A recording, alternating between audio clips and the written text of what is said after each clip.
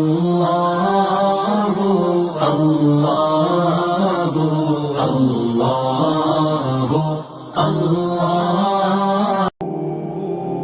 بسم اللہ الرحمن الرحیم۔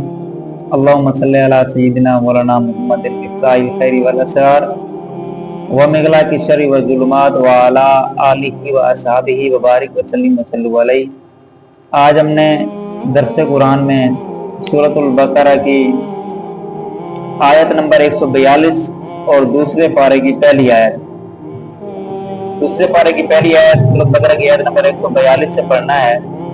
اس کے اندر اللہ تبارک و تعالی ارشاد فرماتا ہے سیقول السفہاء من الناس ما ولاہم عن قبلتہم التی کانوا علیہا۔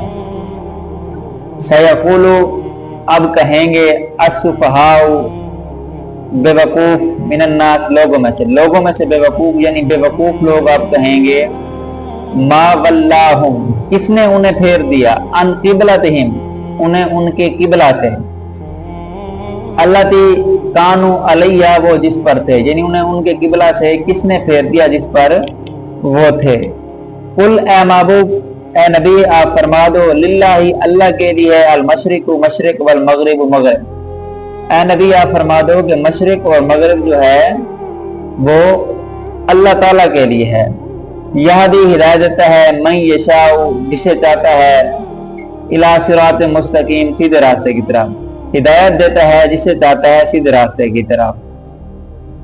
اب اس آیت کا جو شان نزول وہ ایک یہ ملتا ہے کہ یہودیوں کے بارے میں نازل ہوئی جب بیت المقدس کی جگہ خانہ کعبہ کو قبلہ بنایا گیا تو انہوں نے اعتراض کیا کیونکہ یہ تبدیلی انہیں ناگوار تھی، کیونکہ یہودی جو ہے وہ بیت المقدس کی طرف منہ کر کے نماز پڑھتے تھے اور قبلہ اسے مانتے تھے۔ اور ایک قول کے اندر یہ بھی آتا ہے کہ یہ آیت جو ہے مشرکین مکہ کے بارے میں نازل ہوئی جب قبلہ کی تبدیلی ہوئی تو انہوں نے آپس میں کہا کہ محمد علیہ الصلوۃ والسلام اپنے دین کے بارے میں تردد کا شکار ہو گئے، شک و شبہ کا شکار ہو گئے، اور ابھی تک ان کے دل میں جو ان کی ولادت کی جگہ ہے مکہ اس کی جو محبت ہے وہ ختم نہیں ہوئی بلکہ اس کی طرف ان کا اشتیاق ہے، ان کا شوق آ رہا ہے۔ تو انہوں نے کہا کہ جب وہ آپ اپنے شہر کی طرف منہ کر سکتے ہیں ہو سکتا ہے کہ تمہارے دین کی طرف بھی لوٹ آئیں۔ مکہ کے اندر آپ کی پیدائش ہوئی ہے، آپ بیت المقدس کی طرف منہ کر کے نماز پڑھ رہے ہیں، بیت المقدس کو قبلہ تسلیم کر رہے ہیں۔ اب بیت المقدس سے اگر آپ مکہ کی طرف خانہ کعبہ کی طرف آ رہے ہیں تو ہو سکتا ہے کہ وہ تمہارے دین کی طرف بھی لوٹ آئیں۔ اور اس کے اندر ایک اس سے یہ بھی معلوم ہوتا ہے کہ اس کے اندر غیب کی خبر بھی ہے کہ پہلے سے فرما دیا گیا ہے کہ بے وقوف اور جاہل لوگ قبلہ کی تبدیلی پر اعتراض کریں گے، یعنی ابھی قبلہ تبدیل ہوا نہیں، اللہ نے پہلے بتا دیا کہ جو بے وقوف لوگ ہیں یہ جاہل لوگ ہیں یہ قبلہ کی جو تبدیلی ہے اس پر اعتراض کریں گے۔ چنانچہ ویسا ہی ہوا کہ لوگوں نے اس پر اعتراض کیا۔ اب ان لوگوں کو بے وقوف کیوں کہا گیا ہے؟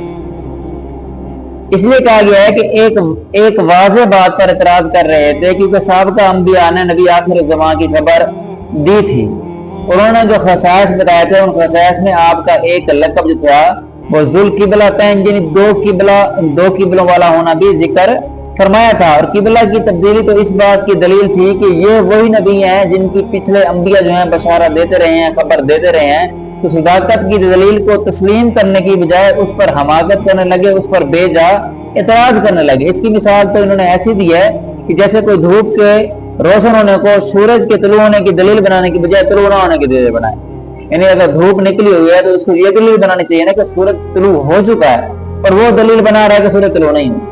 بھئی جب سورج طلوع نہیں ہو تو دھوپ کیسے نکلی ہے؟ تو اس کو ان کی حماقت قرار دیا گیا ہے۔ تو اسے یہ بھی سبق ملتا ہے کہ ہمیں بے جا اعتراض نہیں کرنے چاہیے۔ دنیاوی کاموں کے اندر بندہ جتنا بھی شاطر ہو، جتنا بھی چلاک ہو، اسے دینی کاموں کے اندر فضول قسم کے اعتراض نہیں کرنے چاہیے۔ آگے ما ولاہم عن قبلتہم التی کانوا علیہا کہ ان کو اس قبلہ سے پھیر دیا جس پر وہ پہلے تھے۔ قبلہ اس جہت کو کہتے ہیں جس کی طرف انسان منہ کرتا ہے، کیونکہ مسلمانوں کا قبلہ جو ہے وہ خانہ کعبہ ہے، خانہ کعبہ کی طرف منہ کر کے نماز ادا کرتے ہیں، تو اس لیے مسلمانوں کو خانہ کعبہ کو مسلمانوں کا قبلہ قرار دیا گیا ہے۔ اب یہ یاد رہے کہ یہ جو قبلہ ہے نا خانہ کعبہ جسے ہم کہتے ہیں، حضرت آدم علیہ السلام سے لے کر حضرت موسیٰ تک کعبہ ہی قبلہ رہا۔ آدم سے لے کر موسیٰ تک جو مسلمانوں کا قبلہ تھا یہ خانہ کعبہ ہی تھا۔